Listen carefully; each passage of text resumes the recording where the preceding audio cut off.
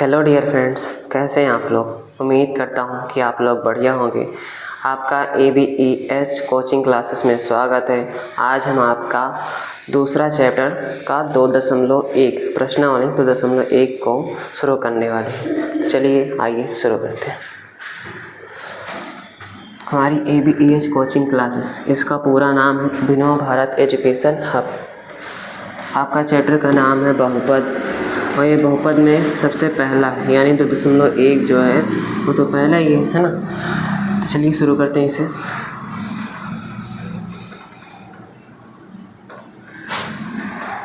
सबसे पहला हमारा क्या है, चर और अचर। चर और अचर, तो चर और अचर होते क्या हैं, तो हम परिभाषा पहले लिख दे रहे हैं। पहले चर की परिभाषा लिख दे रहे हैं। चर की परिभाषा, तो चर क्या होते हैं। चर क्या होते हैं, इसकी एकदम शॉर्ट डिफिनेशन है, जो यहाँ हम लिखते हैं जिनके मान अस्थिर होते हैं। जो अस्थिर होते हैं, अस्थिर होते हैं, ठीक है।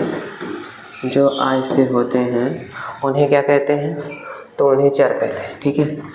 यहाँ हम लिखते हैं जिनके मान अस्थिर होते हैं, अथवा हम करके लिखते हैं जिनके मान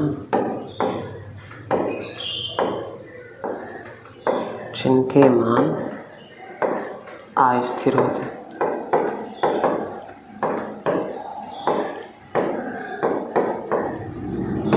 अस्थिर होते हैं, अस्थिर होते हैं, उन्हें क्या कहते हैं, उन्हें चर कहते हैं। उन्हें चर कहते हैं, ठीक है। उन्हें चर कहते हैं। तो छोटी सी डिफिनीशन है, जिनके मान अस्थिर होते हैं उन्हें चर कहते हैं। और अचर की क्या होती है, पहले चर के प्रकार भी जान लीजिए। चर के प्रकार, एग्जाम्पल भी लिख लीजिए पहले। एग्जाम्पल बहुत ज़रूरी है। एग्जाम्पल में हमारी चर जिनके मान अस्थिर होते हैं, इसमें आपके A से लेकर जितने भी Z तक के अक्षर होते हैं, X, Y, Z जो भी होता है सब आ जाएंगे, ठीक है। इसमें आपके सारे अक्षर आ जाते हैं। ज़्यादातर यूज होता है X और Y का, ज़्यादातर यूज होता है X और Y का। और जहाँ तक इसके प्रकार की बात है, चर के प्रकार में, चर के प्रकार में क्या आएगा। चर के प्रकार बहुत आसान है। इसमें आपको क्या लिख दिया जाएगा, एक चर, क्या एक चर, द्विचर, फिर लिखेंगे तीन चर, ठीक है। क्या लिखेंगे, तीन चर। वैसे ही आपके हैं एक चर का मतलब जिसमें एक चर हो, यानी जो ये पूरी चर संख्या है से Z तक लेकर, इसमें का कोई एक ही केवल वर्ड रहेगा जो एक चर रहेगा, ठीक है। मतलब कोई सवाल है या कुछ भी है, उसमें केवल x है और अचर हो जाए तो चल जाएगा, ठीक है। केवल x है, मतलब चर वाले में केवल एक ही संख्या। चर में कितनी, एक, x हो जाए जैसे, या केवल y हो जाए तो एक चर हो जाएगी। इसमें हम लिखते हैं केवल x, है ना। और दो चर में कितना हो जाएगा, दो चर आ जाएंगे। जैसे हम लिख दें x, y, ये दो चर होंगे ना। और तीन चर में तीन संख्याएं जाएंगी चर वाली। कोई भी लिख लीजिए, x, y, z लिख लीजिए, x, y, z लिख लीजिए, ये भी आपका हो जाएगा, ठीक है। ये तीन चर हो गए, दो चर एक चर। तो आपको ये समझ में आ गया होगा, है ना। अब अचर किसे कहते हैं, क्या अचर, अच्छा। तो हम इसमें लिख देंगे बस, केवल इसका उल्टा लिख देंगे बस, जिनके मान स्थिर होते हैं। देखिए, अचर है तो अस्थिर, और सॉरी चर है तो अस्थिर, और अचर है तो स्थिर। जिनके मान स्थिर होते हैं, स्थिर होते हैं, स्थिर होते हैं, उन्हें क्या कहते हैं, तो उन्हें अचर कहते हैं। उन्हें क्या कहते हैं, उन्हें अचर कहते हैं। उन्हें अचर कहते हैं। उन्हें क्या कहते हैं? अचर कहते हैं। इसका एग्जाम्पल क्या है? इसके एग्जाम्पल में आपके जितनी भी संख्या हैं वो आ जाएंगी, 0 से लेकर पूरा इनफाइनाइट तक, 0, 1, 2, 3, फिर ऐसे ही इनफाइनाइट तक। ठीक है, तो ये आपके क्या हो जाएंगे? अचर हो जाएंगे। मान लीजिए जितनी भी संख्या हैं इसमें माइनस वाले भी आ जाएंगे। ठीक है, इसमें माइनस वाले भी आ जाएंगे। जैसे हम लिखते हैं इनफाइनाइट, यहाँ पर तक लिखते हैं, फिर उसके बाद माइनस ही लिखते हैं, माइनस का 2 लिखते हैं, माइनस का 3 लिखते हैं। ये सभी क्या आ जाएंगे? ये भी आ जाएंगे, सभी अचर में आ जाएंगे। ठीक है, आपकी परमेशन इसमें जान लीजिए कि जितनी भी संख्याएं होती हैं सब आ जाएंगी अचर में। ठीक है, हाँ, आप पर संख्या भी आ जाएगी इसमें। अब हमारा है बहुपद। ठीक है, आपके चैप्टर का नाम बहुपद, आपके चैप्टर में पढ़ना भी बहुपद के बारे में ही है। जब चैप्टर का नाम बहुपद है तो बहुपद के बारे में पढ़ेंगे। अब बहुपद की पहले तो परिभाषा हम लिखेंगे। हाँ, क्या लिखेंगे? बहुपद की परिभाषा। क्या लिखेंगे? बहुपद की परिभाषा, है ना। बहुपद की परिभाषा में क्या लिखें? तो देखिए, बहुत ही आसान, एकदम आसान है। जो बढ़ी हमने उसे आसान बना दिया है। चर और अचर, क्या? चर और अचर पदों के, चर और अचर पदों के सम्मिलित, क्या? सम्मिलित, सम्मिलित जानते हैं? सम्मिलित मतलब जिसमें दोनों शामिल हो। ठीक है, सम्मिलित, सम्मिलित रूप को ही क्या कहते हैं? सम्मिलित रूप को बहुपद कहते हैं। ठीक है, क्या कहते हैं? बहुपद कहते हैं। सम्मिलित रूप को बहुपद कहते हैं। अब ये सम्मिलित रूप में कैसे आएगा? तो देखिए, इसका एक एग्जाम्पल देख लीजिए, आपको समझ में आ जाएगा। इसमें हम लिखते 3x² प्लस का 2x प्लस का 1। इसमें हम देखें तो जो x वाला है और x² दोनों एक ही माने जाएंगे, x में ही आएंगे। ठीक है, x और x² x में ही आएंगे। तो ये क्या है? ये चर है ना। ये क्या है? ये चर है। और 3 क्या लिखते हैं हम? 3, 2, 1 ही क्या है? तो आप कहेंगे ये चर है ना। तो चर भी आ गया और अचर भी आ गया। तो चर और अचर के सम्मिलित रूप को ही क्या कहते हैं? बहुपद कहते हैं। तो आपका बहुपद हो गया। ठीक है, अब बहुपद में क्या पढ़ना है? आपको बहुपद में पढ़ना है अब किसको पहचानना कैसे है, क्योंकि सभी तो जो व्यंजक होते हैं वो बहुपद नहीं होते। अभी व्यंजक क्या होते हैं? व्यंजक की भी परिभाषा यही है, चर और अचर पदों के सम्मिलित रूप को ही व्यंजक कहते हैं। ठीक है, उसमें भी यही है। और उसमें एक नोट भी डाल दीजिए, नोट में डाल दीजिए कि जो होते हैं सभी बहुपद, सभी बहुपद व्यंजक होते हैं। सभी बहुपद क्या होते हैं? तो आप कहेंगे सभी बहुपद व्यंजक होते हैं, लेकिन क्या? लेकिन सभी जो व्यंजक होते हैं वो बहुपद नहीं होते हैं। लेकिन सभी व्यंजक बहुपद नहीं होते। सभी हम लिखते हैं व्यंजक बहुपद नहीं होते। आप लोग इसे याद रखिएगा क्योंकि ये बहुत ही ज़्यादा ज़रूरी है। ठीक है, क्या है? ज़रूरी है। सभी व्यंजक बहुपद नहीं होते।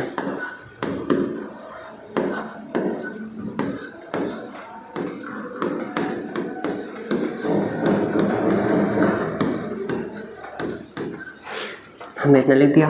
अब बहुपद को पहचानेंगे कैसे? क्योंकि सभी बहुपद व्यंजक होते हैं और व्यंजक भी इसी तरीके का होता है, बहुपद भी इसी तरीके का होता है। तो पहचानेंगे कैसे? तो देखिए, इसको पहचानने के कुछ तरीके हैं। कंडीशन, इसकी कुछ कंडीशन किसकी? बहुपद को पहचानने के लिए हम लिखते हैं बहुपद को पहचानने के लिए।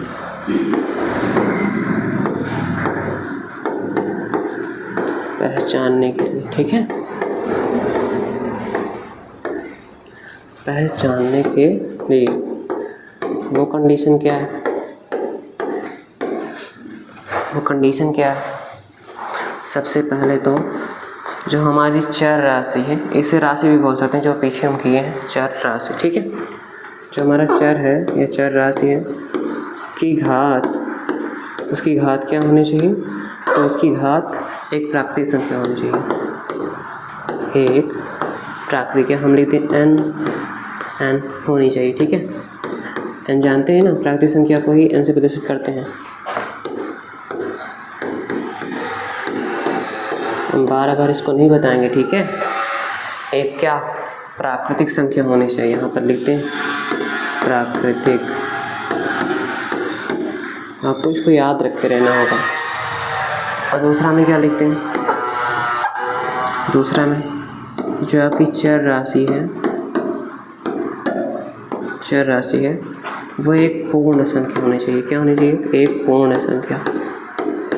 यहाँ पर पूर्ण संख्या मतलब वो वाली पूर्ण संख्या नहीं जो आपको पढ़ाए थे, मतलब दशमलव में नहीं होना चाहिए, किसी में भी नहीं हो, बटे में नहीं होना चाहिए। जो आपका चर राशि है बटे में नहीं होना चाहिए, दशमलव में नहीं होना चाहिए, ठीक है। तो बस यही मतलब इसका होनी चाहिए। आपका ये 2.1 बड़ा है थोड़ा, तो थोड़ा जल्दी करना होगा आपको, ठीक है। चलिए आगे बढ़ते हैं। निम्नलिखित व्यंजकों में कौन कौन एक चर में बहुपद है और कौन कौन नहीं है? कारण के साथ अपने उत्तर दीजिए। तो ठीक है, हमें देखना एक चर, दो चर, ठीक है, या तीन चर, जितने भी आ जाए। इसमें हमको बताना है कि एक चर है या नहीं। एक चर में जो बहुपद है केवल उसी को बताना है बस, ठीक है। देखिए यहाँ पर x है, यहाँ भी x है, तो ये क्या है? एक चर में बहुपद है। इसमें क्या लिखते हैं हम? यहाँ पर लिखते जा रहे हैं एक चर बहुपद। पहला वाला क्या है? तो पहला वाला कहेंगे एक चर बहुपद, या एक चर में बहुपद, ठीक है, वही बात है। या फिर हम यहाँ पर लिखते हैं ऐसे करके यहाँ पर लिखते रहे, ठीक है। एक चर बहुपद, एक चर बहुपद। अब दूसरा देखिए y² है, रूट में 2। हमने बोला था जो अचर संख्याएं होगी वो रूट में भी हो सकती हैं, बटे में भी हो सकती हैं, किसी भी हालत में हो सकती हैं, ठीक है। ये जो हमारी चर राशि होगी उसकी घात एक प्राकृतिक संख्या होनी चाहिए, जो कि 2 है, वो सही है ना। और ये पूर्ण भी है, ये ना तो किसी के बटे में है और ना तो किसी के दशमलव में है ना। तो एक ये भी क्या है, और ये एक ही चर है, इसमें केवल x, तो ये क्या है? एक चर बहुपद है, एक चर बहुपद, ठीक है। बाकी देखते हैं कोई है या नहीं। देखेंगे यहाँ पर 3 है, यहाँ पर देखिए t है, t दिखा, और t रूट में। तो t जो रूट में है तो इसका मतलब क्या है? अगर t रूट में है तो ये पूर्ण नहीं है, ये अपूर्ण है ना। ये पूर्ण नहीं है। अगर हम रूट से निकालेंगे तो क्या आएगी? t की घात 1/2 आ जाएगी, जो कि बहुपद में नहीं आएगा, क्योंकि घात क्या होनी चाहिए? एक प्राकृतिक संख्या, 1 से पूरा इनफाइनाइट। और जो हमारी चर राशि है वो रूट में नहीं होनी चाहिए, ना तो बटे में होनी चाहिए, ना तो किसी के दशमलव में होनी चाहिए, ठीक है। किसी के मतलब दशमलव में तो इसमें का कोई सवाल है नहीं जो दशमलव में हो, ठीक है। आपके तो दशमलव है क्या पूरे चैप्टर में नहीं है, केवल आपको बटे में मिलेगा और रूट में मिलेगा, ठीक है। तो ये रूट में है तो ये बहुपद ही नहीं है, तो एक चर बहुपद कहाँ से होगा, ठीक है। इसमें कट लगा दिए नहीं, ठीक है। ये दोनों है तो इसमें लिख दिए हम। अब यहाँ पर देखिए, यहाँ पर y तो है लेकिन एक y नीचे भी है, तो किसी के बटे में आ गया चर राशि, तो ये बहुपद नहीं है। जब बहुपद ही नहीं है तो एक चर में बहुपद होने की कोई संभावना ही नहीं है ना। चलिए, x की घात 10, y की घात 3, t की घात 50। इसमें देखिए x भी आ गया, y भी आ गया, t भी आ गया, तीनों अलग अलग है। तो ये कौन सा हो गया? तो ये तो 3 चर बहुपद हो गया ना, हमें केवल एक चर बहुपद बताना है ना। हाँ, केवल एक चर ही बहुपद बताना, तो ये भी हमारा 3 चर बहुपद नहीं है, मतलब सॉरी एक चर बहुपद नहीं है, ठीक है। चलिए, अब बहुपद के प्रकार में, तो बहुपद के प्रकार को 2 आधारों पर बांटा गया है। कितने आधारों पर? 2 आधारों पर बांटा गया। तो पहले हम लिखते हैं घात के आधार पर। इसके आधार पर, घात के आधार पर, घात के आधार पर कितने प्रकार के होते हैं तो उसको हम लिख दे रहे हैं। पहला होता है रैखिक बहुपद। क्या होता है? रैखिक बहुपद। और दूसरा क्या होता है? दूसरा हमारा क्या हो जाएगा? द्विघात बहुपद। क्या लिख देंगे हम? द्विघात बहुपद। फिर तीसरा क्या हो जाएगा? त्रिघात बहुपद। त्रिघात बहुपद, ठीक है, क्या हो जाएगा, तो आपका त्रिघात बहुपद हो जाएगा। अब इसमें होता क्या है, वैसे ये आगे भी जाएगा, ये 4 घात भी चला जाएगा और 5 भी चला जाएगा, लेकिन उसको लिखने का कोई मतलब नहीं है, चलता ही चला जाएगा। तो हम लिख देंगे n घातीय बहुपद आखिरी में बस, ठीक है, उसे भी नहीं लिखना है, आपको इतना ध्यान देना है बस, इन्हीं तीनों को समझ लेना है बस।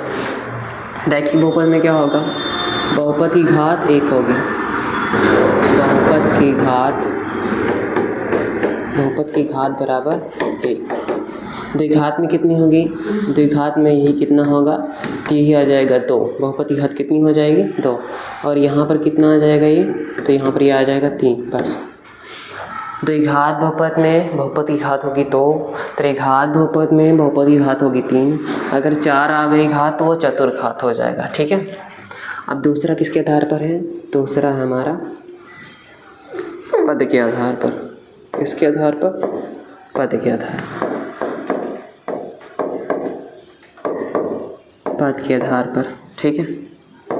अब ये पद क्या होता है, जैसे हम कोई संख्या लिख लें, 3 लिख दें तो ये 1 पद हो गया, इसके प्लस में हम 2x लिख दें तो ये कितने पद हो गए, 2 पद हो गए। इतना जान लीजिए, जिसका भी अपना एक प्लस का या माइनस का चिन्ह होता है उसे हम पद कहते हैं, ठीक है, प्लस का और माइनस का, आपको इतना रखना है, याद रखना है कि जिसका प्लस और माइनस कोई भी चिन्ह हो इन दोनों में से तो वो पद माना जाएगा। अब पद के आधार पर कितने हैं, तो पद के आधार पर भी हम 3 लिख देंगे। पहले में आएगा एक पदीय, क्या आएगा, एक पदीय, दूसरे में आएगा द्विपदीय, क्या आ जाएगा, द्विपदीय, और तीसरे में आ जाएगा आपका त्रिपदीय, क्या आ जाएगा, त्रिपदीय। बस ये हो गया। एक पदी क्या है, एक पद होना चाहिए, बहुपद में कितने पद होना चाहिए, तो बहुपद में 1 पद होना चाहिए, ठीक है, बहुपद में 1 पद, और इसमें कितना होना चाहिए, यही बहुपद में कितने होने चाहिए, 2 पद, ठीक है, कितने, 2 पद होने चाहिए। अच्छा, त्रिपद में कितने होना चाहिए, तो हम बोलते हैं त्रिपदी, त्रिपद और त्रिपदी एक ही है, ठीक है, त्रिपद और त्रिपदी एक ही है। तो त्रिपदी में हम कितना लिख देंगे, त्रिपदी में हम लिख लेंगे 3 पद, ठीक है, त्रिपदी में कितना लिख देंगे हम, त्रिपदी में हम लिख देंगे 3 पद। तो आपके समझ आ गया होगा, ठीक है। घात के आधार पर 3 लिख लीजिए, पद के आधार पर 3 लिख लीजिए। चलिए, इसमें देखिए कुछ और बताना है हमें, x स्क्वायर का गुणांक बताना है। ये जो लिखा है ना, ये लिखा है x स्क्वायर, क्या लिखा है हमारा, लिखा है x स्क्वायर। अब x स्क्वायर का गुणांक क्या है, तो x स्क्वायर का गुणांक क्या होता है, जो भी संख्या हमारी n, मान लीजिए कोई प्राकृतिक संख्या, ठीक है, x स्क्वायर है, तो इसका गुणांक क्या होगा, n टू x स्क्वायर का गुणांक, तो हम लिख देंगे n, कितना, n, मतलब जो भी अचर संख्या होगी, अचर संख्या जो भी होगी वही गुणांक होता है, ठीक है। अचर संख्या के बाद मतलब अचर संख्या की जगह चर भी आ सकती है, ठीक है, अचर संख्या की जगह चर भी आ सकती है। तो हमें जिसका बोला जाए केवल हमें उसे बता देना। एक्स स्क्वायर का गुणांक पूछा जा रहा है, तो एक्स स्क्वायर जिससे गुणे में है हमें बता देना कि भाई हमारा क्या है, गुणांक है, क्या है, गुणांक है, ठीक है, क्या है, तो गुणांक है। इसको आपने समझ लिया, हाँ भाई समझ लिया। तो चलिए देखिए क्या क्या आता है। एक्स स्क्वायर कहाँ है, हमें ढूंढना है बस। पहले सवाल में कहाँ है, यहाँ पर है, यहाँ पर कोई संख्या नहीं तो हम 1 लिख दीजिए, तो इसका गुणांक कितना आ जाएगा, तो आ जाएगा 1, ठीक है। अब यहाँ पर देखिए एक्स स्क्वायर यहाँ पर है, ठीक है, और गुणे में किससे, 1 से है, लेकिन ध्यान दीजिए यहाँ पर माइनस भी, देखिए माइनस भी है ना, तो माइनस भी है तो क्या आ जाएगा हमारा, ये माइनस का एक आ जाएगा, चिन्ह सहित हमें उठाना है, ठीक है, चिन्ह सहित। अब इसमें देखिए यहाँ पर एक्स स्क्वायर लिखा है, एक्स स्क्वायर किससे गुणे में है, तो है पाई बटे 2 में पाई का मान ही रखना है, ठीक है, पाई बट्टा 2 आ जाएगा। यहाँ पर हम देखें तो एक्स स्क्वायर नहीं है, यहाँ पर हम देखें तो एक्स स्क्वायर नहीं है, तो जहाँ पर एक्स स्क्वायर ना हो वहाँ का गुणांक हो जाएगा 0, ठीक है, वहाँ का गुणांक क्या हो जाएगा, 0 हो जाएगा। चलिए अब जो हमने आपको बहुपद के प्रकार लिखाए हैं उसी से ये सवाल बना है। 35 घात के द्विपद का, यानी जो हमारी घात होनी चाहिए अधिकतम वो 35 होनी चाहिए, और पद कितने होने चाहिए, 2 ही पद का। ये इतना एक सवाल है, ठीक है, इतना क्या है, एक सवाल है। तो पहले हम इतना कर लें, हाँ भाई कर लेते हैं, हल डालें और कर ले इसमें, है। तो कितना आ जाएगा आपका, 35 घात होनी चाहिए, तो आप एक्स वाई कुछ भी लिख लीजिए, इसमें घात 35 का दीजिए और प्लस या माइनस लगा दीजिए। पद कितने होने चाहिए, तो पद 2 होने चाहिए। पहला पद हमारा हो गया है, दूसरे में आप जो चाहे वो लिख दीजिए, ठीक है, दूसरे में आप जो चाहें वो लिख लीजिए। अब उसके बाद क्या है, अब यहाँ से हमारा दूसरा सवाल बन गया है, 100 घात के एक पदीय का एक एक उदाहरण दीजिए।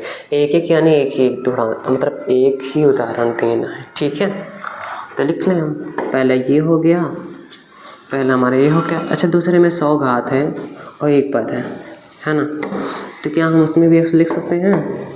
हाँ बिल्कुल लिख सकते हैं। घात कर दीजिए 100, क्या इसमें प्लस का 2x आएगा? तो नहीं, इसमें नहीं आएगा, क्योंकि पद कितने होने चाहिए, तो पद होने चाहिए एक, तो एक पद हमारा समाप्त हो गया है, तो हम आगे नहीं लिखेंगे, हम आगे नहीं लिखेंगे, ठीक है। निम्नलिखित बहुपदों में से प्रत्येक बहुपद की घात लिखिए। अच्छा, बहुपद की घात क्या होती चाहिए? अभी हमने पीछे आपको बताया था कि तो एक घात बहुपद में 2 घात, बहुपद की कितनी घात, 2 घात, रैखिक बहुपद में 1 घात है। तो वही तरह, उसी तरह, सॉरी, ठीक है, उसी तरह हमारे पूरे बहुपद पे जो सबसे बड़ी घात होगी उसे हम बोलेंगे बहुपद की घात। क्या बोलेंगे? बहुपद की घात। क्या बोलेंगे? बहुपद की घात। या फिर कहीं जगह हो तो हम इसको लिख दें, बहुपद की घात क्या होती है ना। तो इसमें तो जगह नहीं, इसमें हम लिख दे रहे हैं, देखिए अलग से लिख दे रहे हैं हम इसको, है ना, इसको हम लिख दे रहे हैं बहुपद की घात। देखिए बहुपद की घात,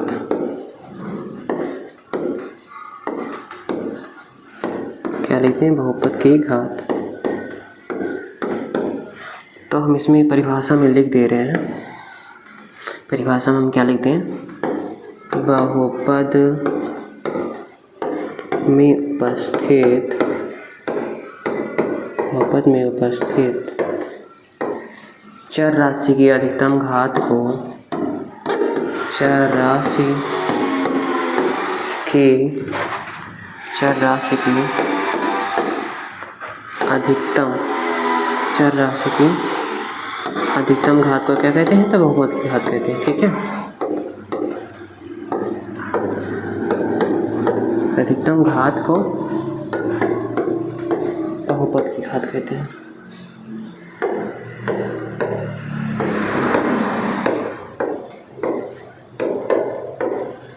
बहुपद की घात कहते हैं, ठीक है। आपने इसे समझ लिया? तो हाँ भाई बिल्कुल समझ लिया आपने इसे। चलिए आगे बढ़ते हैं। ये हमारा हो ही गया था, ये हमारा चल रहा था। तो निम्नलिखित बहुपदों में से प्रत्येक बहुपद की घात लिखिए। तो आप जानते हैं बहुपद की घात क्या होती है? बहुपद में उपस्थित चर राशि की अधिकतम घात को हम क्या कहते हैं? तो बहुपद कहते हैं। क्या कहते हैं? तो बहुपद कहते हैं। तो इसमें लिख दीजिए आप बस कि सबसे ज़्यादा घात कितनी है। क्या? सबसे ज़्यादा घात कितनी है बहुपद में? तो हम देखेंगे यहाँ पर 2, यहाँ पर 3। 2 ज़्यादा है या 3 ज़्यादा है? 2 ज़्यादा है या 3 ज़्यादा है? तो आप कहेंगे 3 ज़्यादा है, तो बहुपद की घात कितनी हो जाएगी? तो हो जाएगी 3 हो जाएगी, ठीक है। अब पहले दूसरा वाला कर लें। अब दूसरे वाले में देखिए, पहले तो चर राशि केवल एक ही है, वो क्या है? y है ना, हमारा y है और y की घात है 2, तो हमारी बहुपद की घात भी कितनी हो जाएगी? तो 2 हो जाएगी, ठीक है। बहुपद की घात भी कितनी हो जानी चाहिए? 2 हो जानी चाहिए, क्योंकि उसमें 2 ही है तो 2 ही आएगा। अब यहाँ पर हम देखेंगे तो घात में कुछ नहीं लगा है, तो हम 1 लगा देंगे, है ना। तो बहुपद की घात हमारी कितनी हो जाएगी? तो 1 हो जाएगी। कितनी हो जाएगी? 1 हो जाएगी, ठीक है। यहाँ पर कुछ नहीं है तो 1 लगाएंगे, घात कितनी हो जाएगी बहुपद की? तो 1 हो जाएगी। इसमें हम देखेंगे तो कोई चर राशि है ही नहीं। क्या है? कोई भी चर राशि नहीं है, तो इसमें घात कितनी हो जाएगी बहुपद की? तो इसमें 0 हो जाएगी। क्या हो जाएगी? इसमें 0 हो जाएगी। कैसे 0 हो जाएगी? देखिए 3 है अगर बहुपद की घात पूछा है तो यहाँ पर जरूर x की घात 0 होगा। क्या होगा? x की घात 0 होगा। वैसे हम हल करेंगे, क्या करेंगे? हल करेंगे तो 3 गुणे x की घात 0 लिखेंगे, जहाँ पर हमारा 3 तो वही रहेगा, x की घात 0 का मान 1 हो जाएगा, तो हमारा आ जाएगा 3। बस ये हमारा आंसर हो गया। क्या हो गया? हमारा आंसर हो गया। ठीक है, यही हमारा आंसर हो गया। तो आपको ये समझ में आ गया? तो ठीक है। तो बताइए कि निम्नलिखित बहुपदों में कौन कौन बहुपद रैखिक है? जो हमने अभी प्रकार लिखाया उसी से सवाल आए। रैखिक हैं, कौन कौन द्विघात हैं, कौन कौन त्रिघाती हैं। क्या? कौन कौन रैखिक हैं, कौन कौन द्विघात हैं और कौन कौन त्रिघात हैं, कौन कौन त्रिघात हैं। तो बस यही बताना है हमें। ठीक है, घात देखेंगे हम केवल, बस ना तो पद देखेंगे ना ही कुछ और। हाँ, इतना भी देखना है कि कोई बहुपद तो नहीं है, मतलब बहुपद ऐसा तो नहीं है जो बहुपद होगी ना, तो हम देखेंगे सारे के सारे हमारे बहुपद हैं, है ना, सारे के सारे क्या हैं? बहुपद हैं। तो उसमें पहचानने की हमें ज़रूरत नहीं है, तो केवल हमें इन्हीं तीनों का पहचानने की ज़रूरत है कि घात सबसे ज़्यादा कितनी है, उसी हिसाब से हम इसका आंसर लिखेंगे। तो सबसे ज़्यादा घात इसमें है 2, इसे हम बोलेंगे द्विघात बहुपद। क्या बोलेंगे हम? तो बोलेंगे द्विघात बहुपद, द्विघात बहुपद। ये ज़्यादा अच्छा नहीं लगता। क्या बोलेंगे हम? द्विघात बहुपद बोल देंगे। ठीक है, क्या बोलेंगे? द्विघात बहुपद। इसमें हम लिख दें द्विघात बहुपद, या आप द्विघात केवल लिख दीजिए, वो भी चल जाएगा। ठीक है, द्विघात केवल लिख देंगे तभी वो आपका चल जाएगा। ठीक है, अब इसमें हम देखेंगे तो अधिकतम घात कितनी है। क्या देखेंगे? अधिकतम घात कितनी है, तो हम देखेंगे पूरे साल में अधिकतम घात हमारी 2 है। तो हमारी बहुपद की घात बहुपद की घात नहीं 2 है, तो हम क्या बोलेंगे? तो हम बोलेंगे द्विघात बहुपद। क्या बोलेंगे? द्विघात बहुपद, है ना, द्विघात। केवल हम द्विघात लिख दे रहे हैं। ठीक है, आप द्विघात केवल लिख सकते हैं। इसमें हम देखें तो क्या है, तो इसमें घात 1 है। घात कितनी है? 1 है, तो हम क्या कहेंगे? ये क्या है? रैखिक है। क्या है? रैखिक बहुपद है, या केवल रैखिक लिख लीजिए। जगह है यहाँ पर हमारे पास, रैखिक बहुपद हम लिख ले रहे हैं। ठीक है, क्या लिख ले रहे हैं हम? रैखिक बहुपद लिख ले रहे हैं। ज़रूरी नहीं है कि आप केवल ऐसे ही कर दीजिए। ठीक है, आपको लिखना भी है, थोड़ा सा सवाल लिखिए, फिर उसके बाद हल डालिए, उसके बाद। ठीक है, तो यहाँ पर हमारी ये दूसरा सवाल ये, इसमें घात 3 है, तो 3 होती है तो हम क्या बोलते हैं? त्रिघात बहुपद बोलते हैं। क्या बोलते हैं? तो बोलते हैं त्रिघात बहुपद। ठीक है, स्टार्टिंग हमारी थोड़ी गड़बड़ है, तो आप लोग एडजस्ट कर लीजिएगा। यहाँ पर हमारा 1 + x आ गया है। क्या आ गया? 1 + x। वैसे स्टार्टिंग अच्छी तो है हमारी, इतनी भी खराब कहाँ, बोर्ड में इतनी अच्छी नहीं बनती है ना। तो आगे देखिए, तो आगे क्या है?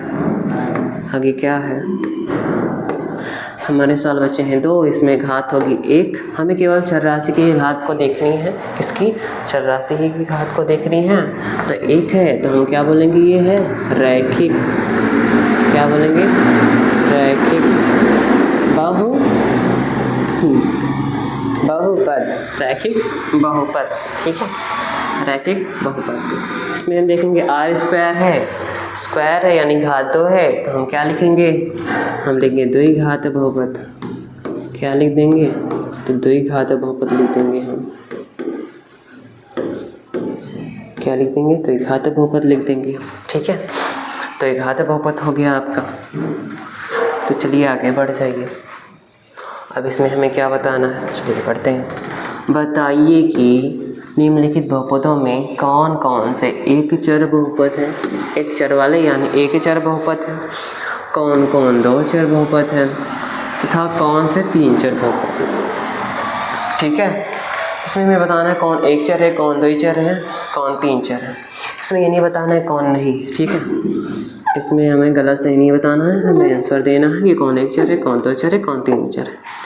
तो हमें कहीं पर सवाल में केवल एक ही चर मिलेगा तो हम उसे बोलेंगे एक चर, और हमें 2 चर मिल जाएंगे तो हम बोलेंगे 2 चर, और हमें 3 चर जैसे यहाँ पर मिल गए तो क्या बोलेंगे हम, तो बोलेंगे 3 चर बोलेंगे। ठीक है, क्या बोलेंगे, 3 चर बोलेंगे। तो पहले सवाल में देखते हैं, पहले सवाल में क्या है, तो हम देखेंगे x है और यहाँ पर y भी है हमारा, और क्या है, बस जो y स्क्वायर है वो y में ही आ जाता है, जो x स्क्वायर है वो x में ही आ जाता है। ठीक है, तो हम इसे क्या लिखेंगे, द्विचर बहुपद, द्विचर बहुपद, द्विचर या 2 चर लिख दीजिए आप। ठीक है, बहुपद, द्विचर बहुपद ब्रैकेट में आप लिखना चाहें तो लिख लीजिए, इससे आपको याद रहेगा कि आपने सवाल कैसे किया था, है ना। आप लिख लीजिए उसे। अब इसमें क्या है, इसमें क्या आएगा, तो आप कहेंगे यहाँ पर x है, t है, t स्क्वायर तो t का ही रूप है, x ही है, t का ही रूप है ना। तो हमें दिखा x दिखा और हमें दिखा t दिखा, तो हमें कितने लिखने हैं, तो लिखेंगे द्विचर। क्या लिखेंगे, हम लिखेंगे द्विचर, द्विचर आगे बहुपद, है ना।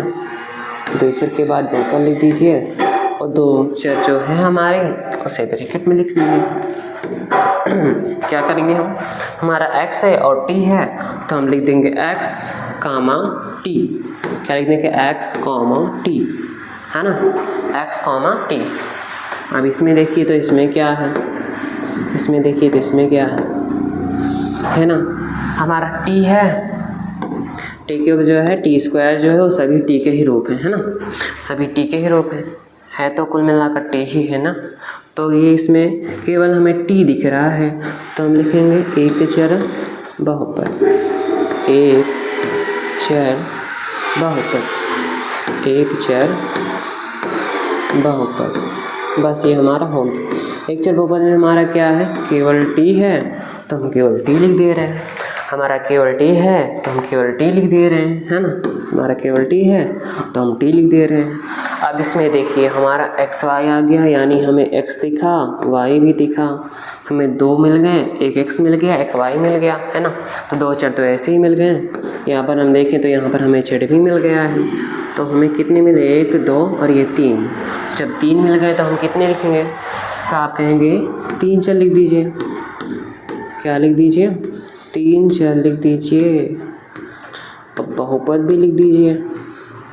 ये हमारा हो गया 3 चर बहुपद, है ना, 3 चर बहुपद हो गया। अब जो 3 चर हैं सवाल में उसे ब्रैकेट में लिख दे रहे हैं, x है, y है, z है। ये वैसे ज़रूरी नहीं कि आप ब्रैकेट में लिख दें, ठीक है, आपको इससे याद रहेगा कि हमने कैसे पहचाना था, इसमें कौन क्या था, है ना। तो आप अगली बार करेंगे तो आपको दोबारा देखना नहीं पड़ेगा कुछ, बस आप इसे देख कर जान जाएंगे, ठीक है। अब हमारा अगला सवाल क्या है, साथ ही हमारा आखिरी सवाल है क्या, हाँ ये हमारा आखिरी सवाल भी है, नहीं इसके आगे भी है, चलिए ठीक। तो क्या बताना है इसमें, निम्नलिखित व्यंजकों में, इधर देखिए यहाँ पर व्यंजक लिखा है, बहुपद नहीं लिखा है, तो आप कहेंगे बहुपद नहीं है तो इसमें क्या होगा, तो बहुपद के प्रकार भी नहीं आएंगे, इसमें कुछ भी नहीं आएगा, है ना। पहले पूरा देखिए, तो व्यंजकों में से बहुपदों को पहचानिए। व्यंजक तो सभी ही होते हैं ना, उसमें हमें व्यंजक को बहुपद को पहचानना होता है, तो हम बहुपद को ही पहचानेंगे, बस कौन कौन बहुपद है, कौन कौन बहुपद नहीं है, ठीक है। और आप देखेंगे यहाँ पर f(x) लिखा है, यहाँ पर g(x) लिखा है, यहाँ पे यहाँ q(x), यहाँ पर h(x) लिखा है, यहाँ f(x) लिखा है, सभी जगह अलग अलग लिखा है। तो देखो भाई, यहाँ पर छोटे लेटर से लिखते हैं और ब्रैकेट में क्या होता है, यहाँ पर छोटे लेटर में आप कुछ भी लिख दीजिए, ठीक है। ऐसे जैसे लिखा है, क्यों लिखा है, पी लिखा है, आप जो चाहे वो लिख दीजिए, ठीक है। और उसके बाद ब्रैकेट में क्या लिखेंगे, जो हमारे सवाल में चर राशि होगी, जो हमारे सवाल में चर राशि होगी उसे ही हम यहाँ पर ब्रैकेट में लिख देंगे, उसे हम क्या करेंगे, तो उसे हम ब्रैकेट में लिख देंगे, ठीक है। जैसे यहाँ पर पूरे में x है तो ब्रैकेट में x, यहाँ भी x है, यहाँ भी x है, यहाँ भी x है, सभी जगह x ही है। जैसे x की जगह y आ जाए, जैसे हमारे पिछले सवाल में, यहाँ पर तो वैसे 3 चर हैं तो ये बहुपद बनेगा, लेकिन ये उस तरीके से नहीं बन पाएगा जिस तरीके से यहाँ पर बना है, ठीक है, इस तरीके से नहीं बन पाएगा। जैसे मान लीजिए इसकी जगह यहाँ पर y होता तो हमारे जो ब्रैकेट में x लिखा है वो हमारा हो जाता y, क्या हो जाता वो हमारा, तो हो जाता हमारा y हो जाता, ठीक है। बस इसमें कुछ अंतर नहीं है ज़्यादा, थोड़ा सा ही अंतर है बस, जो ब्रैकेट वाला होता है वही बदल जाता है, जो पहले वाला होता है अब जो मर्जी वो रख सकते हैं। तो पहला वाला देखते हैं बहुपद है या नहीं, जो बहुपद होगा हम उसमें सही लगाएंगे और जो बहुपद नहीं उसमें हम कट लगा देंगे, ठीक है। तो हम देखें तो यहाँ पर x वाला घात 3 है, x वाली जो संख्या है उसमें घात 3 है, यहाँ पर 2, यहाँ पर 1, तो ये बहुपद है, ठीक है, इसमें कुछ भी गड़बड़ नहीं है, तो बहुपद है। अब यहाँ पर हम देखें तो घात 3 है, घात 2 है, यहाँ पर तो ठीक चल रहा है, लेकिन यहाँ पर हम देखें तो x जो है वो रूट में आ जा रहा है, तो ये अपूर्ण हो जाएगा, है ना, ये अपूर्ण हो जाएगा, तो ये बहुपद है। आप कहेंगे बहुपद नहीं है, तो बहुपद नहीं है तो कट लगा दीजिए, है ना। अब इसमें देखिए हम तो 2/3 है। अब देखिए यहाँ पर कंफ्यूज मत होइए, एक्स स्क्वायर जो है वो ऊपर ही है, बटे में 3 है, हमें उससे मतलब नहीं है, बटे में हमारा एक्स नहीं होना चाहिए बस, ठीक है। यहाँ पर भी एक्स ऊपर ही है, तो ये बहुपद है, क्या है, बहुपद है, ठीक है, बहुपद है। अब यहाँ पर हम आगे देखें तो ये क्या लिखा है, यहाँ पर एक्स स्क्वायर लिखा है, यहाँ पर एक्स, यहाँ पर तो ठीक है, लेकिन यहाँ पर हम देखें तो एक्स जो है वो हमारा बटे में आ गया है, क्या आ गया, हमारा बटे में आ गया है, तो हम क्या लिखेंगे, गलत है ये भाई, बहुपद नहीं है, ये बहुपद नहीं है ना।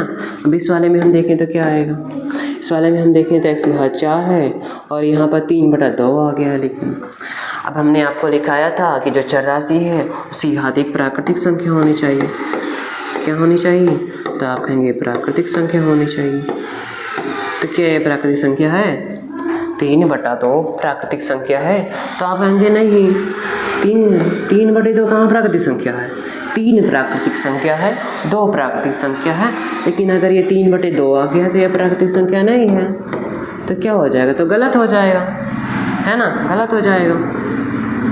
तो ठीक है, अब इसके आगे हम देखें सवाल में, तो यहाँ भी हमें बटे में x दिखा, तो हम क्या करेंगे, इसका भी काट दीजिए, ये भी हमारा बहुपद नहीं है, क्या है, बहुपद नहीं है, ठीक है। अच्छा, जो बहुपद नहीं है वो व्यंजक बनेंगे, हाँ बिल्कुल, हम लिखवाए हैं ना, सभी बहुपद व्यंजक होते हैं, लेकिन सभी व्यंजक बहुपद नहीं होते हैं।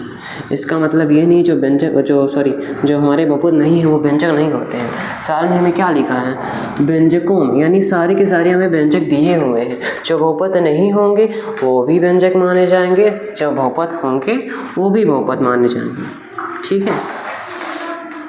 निम्नलिखित बहुपदों में अचर बहुपद, रैखिक बहुपद और द्विघात बहुपद तथा त्रिघात बहुपद पहचानिए। आप जानते हैं त्रिघात बहुपद क्या होता है, आप ये भी जानते हैं रैखिक बहुपद क्या होता है, और द्विघात बहुपद भी जानते हैं आप, है ना।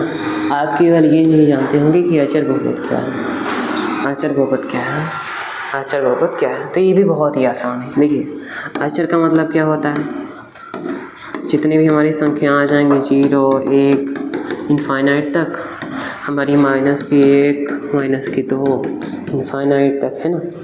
तो बस जो हमारा अचर बहुपद है बस इतना ही होना चाहिए, मतलब उसमें x और y या कुछ भी और संख्या नहीं होनी चाहिए, क्या x y वगैरह वगैरह कुछ भी नहीं होना चाहिए हमारा। अब समझ में आया, अचर बहुपद की कोई परिभाषा लिखने की जरूरत नहीं है। अगर आप अचर जानते हैं तो अचर बहुपद भी पहचान जाएंगे, अगर आप अचर जानते हैं तो अचर बहुपद भी पहचान जाएंगे। जिससे ये हमारा लिखा है, ये पहला ही सवाल है अचर बहुपद, हमारा 0 लिखा है, 0 लिखा है तो 0 अचर में आ जाता, तो ये क्या कहेंगे हम, क्या कहेंगे हम, तो लिखेंगे अचर बहुपद, इसे हम बोल देंगे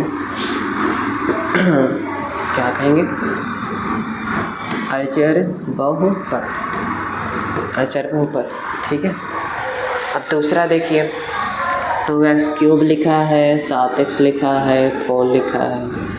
यहाँ पर घात कितनी है अधिकतम, तो आप कहेंगे घात इसमें अधिकतम 3 है, 3 है तो क्या लिखेंगे, त्रिघात, त्रिघात बहुपद, है ना, क्या लिखेंगे, त्रिघात बहुपद, त्रिघात बहुपद हो गया। अब आपके केवल 2 सवाल बचे हैं, इन्हें भी कर दीजिए। हम देखें तो बटे में 2 है, उससे हमें कोई मतलब नहीं है, हाँ। x दिख रहा है तो घात 1 हो जाएगी, x दिख रहा है तो घात 1 हो जाएगी, तो हमारे क्या हो जाएगा, ये हमारा हो जाएगा रैखिक, हो जाएगा, फिर हो जाएगा रैखिक, रैखिक बहुपद, रैखिक बहुपद हो जाएगा, है ना। अब देखिए हमारा आखिरी सवाल में क्या है, तो आखिरी सवाल में देखेंगे तो एक्स स्क्वायर है, एक्स है, तो जो अधिकतम घात होती है हम उसे ही मानते हैं, है ना।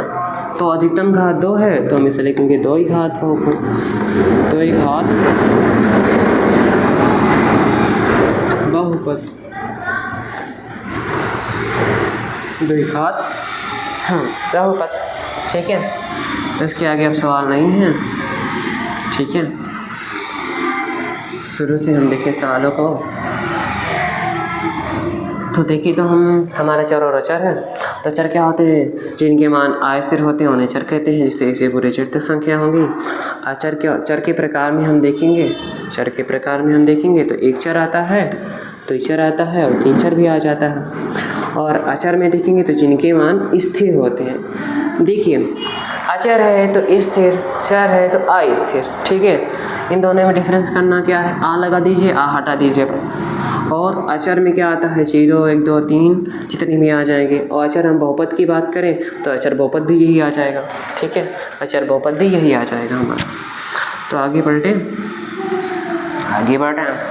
अब बहुपद क्या है, तो बहुपद में कुछ नहीं करना है, और अचर पदों के जो हमारे सम्मिलित रूप होते हैं उन्हीं को क्या कहते हैं, हम बहुपद कहते हैं। जैसे हमारा इतना लिखा है, ये हमारा क्या है, तो ये हमारा बहुपद है, इसमें चर भी है, चर x है और अचर में 3 2 1 भी है। अब देखेंगे हम सभी बहुपद व्यंजक होते हैं, जो कि है भी, लेकिन सभी व्यंजक बहुपद नहीं होते हैं। ठीक है, बहुपद को पहचानना कैसा है, घात प्राकृतिक संख्या होनी चाहिए, जो x वाला है, जो चर राशि है वो पूर्ण होनी चाहिए, है ना।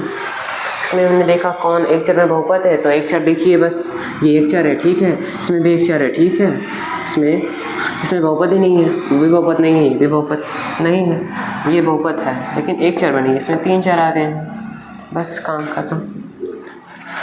अब इसमें हम देखेंगे तो बहुपद के प्रकार में घात के आधार पर 3, 1 घात 2 घात 3 घात, जिसे बोला जाएगा रैखिक, द्विघात त्रिघात, एक पदी द्विपदी त्रिपदी। बहुपदी घात में क्या होगी, जो बहुपद में सबसे ज़्यादा घात होगी उसे हम बोलेंगे बहुपद की घात। गुणांक में क्या करना है, जो एक्स स्क्वायर से गुणे में उसे हम लिख देना है, उसे हमें लिख देना है। π/2 हो गया इसमें, उसमें कुछ नहीं है तो 0 लिखेंगे, कुछ नहीं है तो 0 लिखेंगे। ठीक है, इसमें आपको उदाहरण देना था जो कि हो गया, ये भी आपका आसानी था। बहुपद की घात लिखना है, जो अधिकतम घात होगी वही बहुपद की घात लिख देंगे, जिसमें घात ही नहीं होगी उसमें हम कितना लिख देंगे, 0 लिख देंगे। ठीक है, चलिए इसे हमने बता दिया अभी, बस आपका ख़त्म। तो चलिए, आपको अगर वीडियो पसंद आया होगा तो इसे लाइक कीजिए, सब्सक्राइब भी कीजिए। ठीक है, तो मिलेंगे अब नेक्स्ट वीडियो में।